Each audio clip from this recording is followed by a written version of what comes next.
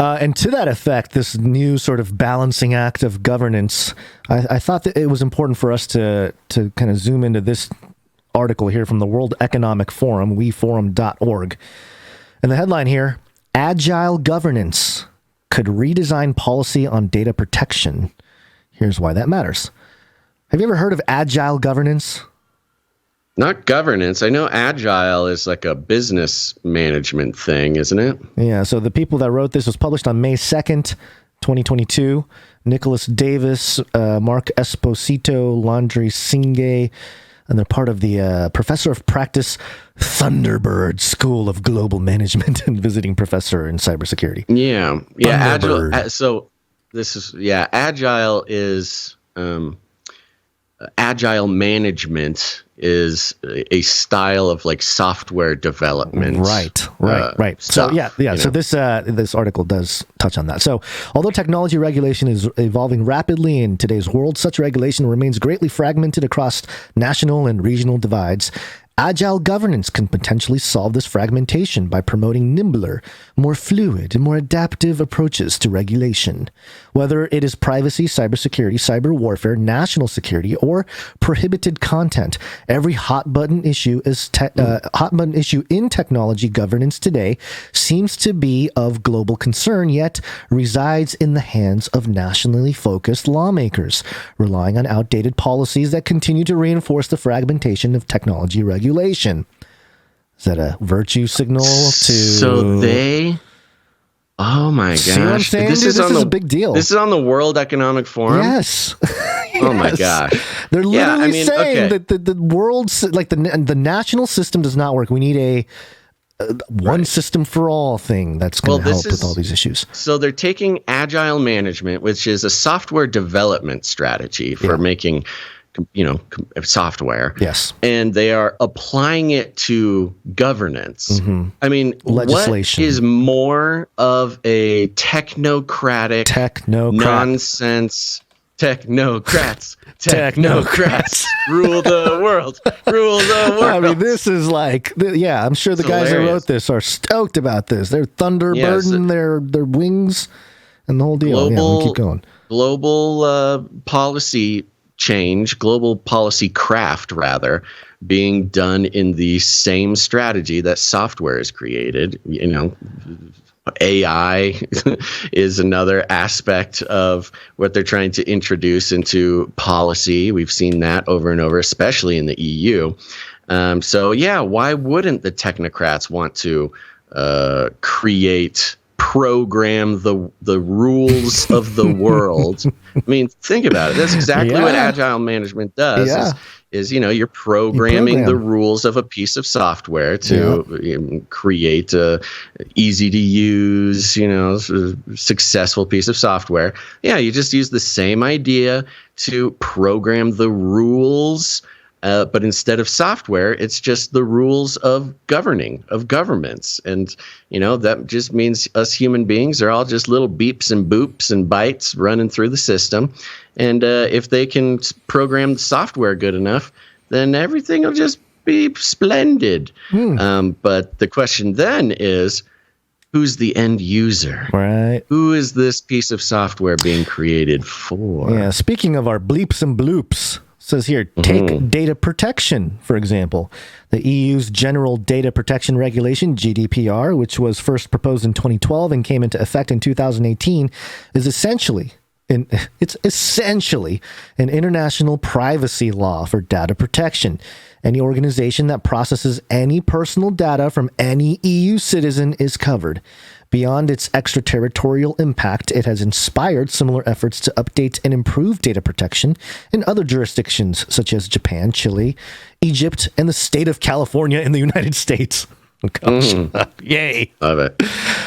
This flurry of GDPR-inspired activity gave hopes They gave the lizard people hopes that data protection would become more consistent over time. Indeed, there are established mechanisms for precisely this. For more than 20 years, the European Commission has conferred adequacy rulings on national regimes that meet its strict data protection standards, allowing personal data to flow unimpeded across borders. However, only a handful of countries and territories have received the European Commission's adequacy decision, including Japan and the UK. There's no systematic and all-inclusive privacy law regulating all private parties in other countries. In the U.S., for example, there's a patchwork of states and federal laws, and most focus on specific industries, such as the Health Insurance Portability and Accountability Act, HIPAA, in healthcare, and Gramm-Leach-Bliley Act, GLBA, for entities in the financial sector. Meanwhile, China's data protection laws focus on strong government control, public order, and national security. These laws include its 2017 cybersecurity law and its 2021 data security law and the upcoming personal information protection law. These include broad requirements on data localization and have an extraterritorial effect. Asia has seen perhaps the greatest transformation in the area of data privacy in the last decade. Okay, it goes through a little bit of that. Furthermore, even if GDPR compliance is equivalent to gold plating your firm's system, a global firm will still need to check that its systems fit the idiosyncratic data protection requirements across 20 markets in Asia alone. Still need that global firm checking in on things. Regulatory fragmentation is more than just about costs to firms, however. It also matters because greater complexity and diversity across jurisdictions means that consumers are likely to be well protected. Moreover, less discussed is that fragmentation impedes government's implementation and I think we got we don't need the details here. I think we get the point. They want to program the world like they would program a piece of software. I'll wrap with this. Agile governance does not prioritize regulatory design or implementation speed, as too much speed can threaten the inclusiveness of policy processes or outcomes. Instead, the idea of agile governance suggests that more proactive, inclusive, and iterative approaches to policy design can create rigorous systems that are more effective and representative than traditional processes, even within compressed time periods. Yeah. The iterative thing is interesting. To create iteration over iteration. Kind of like world government 1.0 and then 1.1 and right. Yeah. And that's kind of what actually clogs up the American system, and it's used quite expertly to destroy bills. Right. Is they try to throw everything into one big bill because once it's passed, it's the law, and it's the law until some orange man comes in and changes it or whatever, And this is used it's used on both sides for a lot of interesting reasons. You can put something in a bill because nobody would vote for it. And so then you can say, I'm trying to think of an example.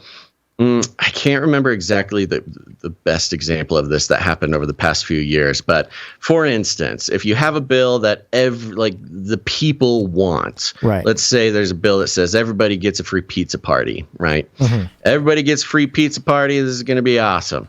Well, you can throw some sneaky stuff in there. They call it pork in Washington. That, okay, we all get a pizza party, but somewhere deep in the bill, there's a bunch of museums you gotta give owned up by your fingers, Nancy man. Pelosi. No, just a bunch of museums owned by Nancy Pelosi get like billions of dollars for no reason. Right. Stuff like that. And that is a example of non-iterative policy making. Right. You should be able to just make something real quick and then change it. So, I don't know anything about policy, but that's what this agile thing is trying to say. It's we'll do New World Order 1.0, and then we'll change it to New World Order 2.0, which is basically what the Great Reset is, which is another iteration of the post-World War II New World Order.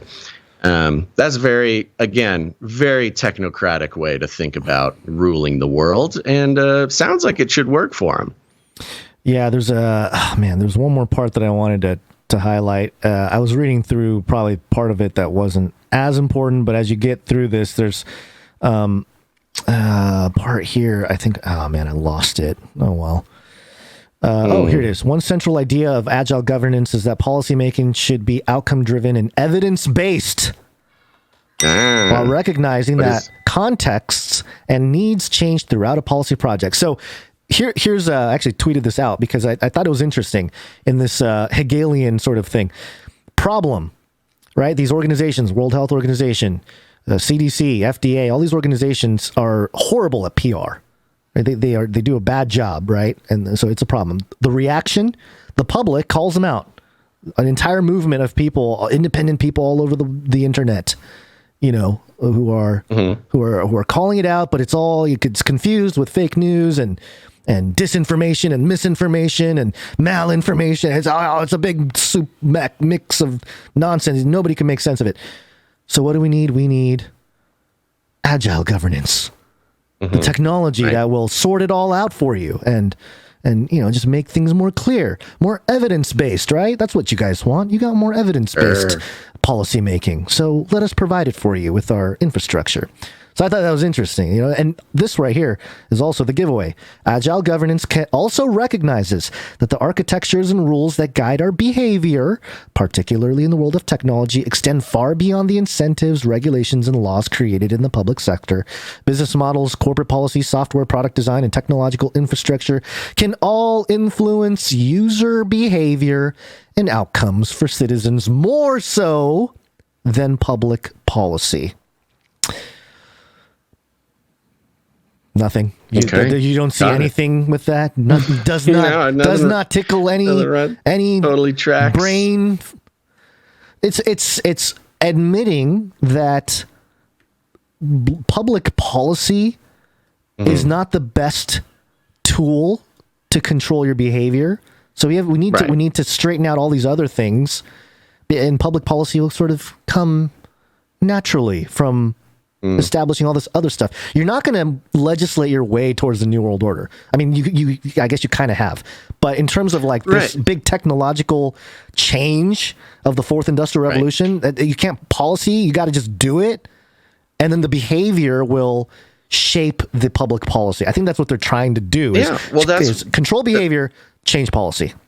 Well, I think it's control the economics, and then policy follows. That's why the Great Reset is focused not on making laws, but co-opting businesses, and corporations, and enforcing ESG and things like that. And how do you do that? You do it through culture. You do it through virtue signaling. You do it through Greta Thunberg. You do it through those types of things. And it's just tracks step by step with what we've been watching happen so rapidly throughout the pandemic, which is almost overnight, that public opinion can reverse on something and become so important that it forces corporations to comply with, you name it. It could be a Black Lives Matter thing. It could be an a climate change thing. And through the changing of the corporate policies on an individual level, then that puts the pressure on the politicians, because, at least in capitalist society, the government is at the whim of capital. And if capital says something changes, then it changes. And that's when public policy follows. Right. So, it's working perfectly. This is it's almost interesting that they're coming out and being like, this could work. And they're like, we've been doing it, watching it work right now. You've been doing this for years. And now they're putting a name to it, agile governance. Especially because I think we are at that point where it is starting to really affect governance, not just in theory, but like actually practically affecting governance. So now we got to put a name on it. We're leading the conversation, World Economic Forum. Now it's systematized. Right. You roll it. You've been doing it, but now you can roll it out and say, okay, this is what we're doing. Yeah. And then go for it.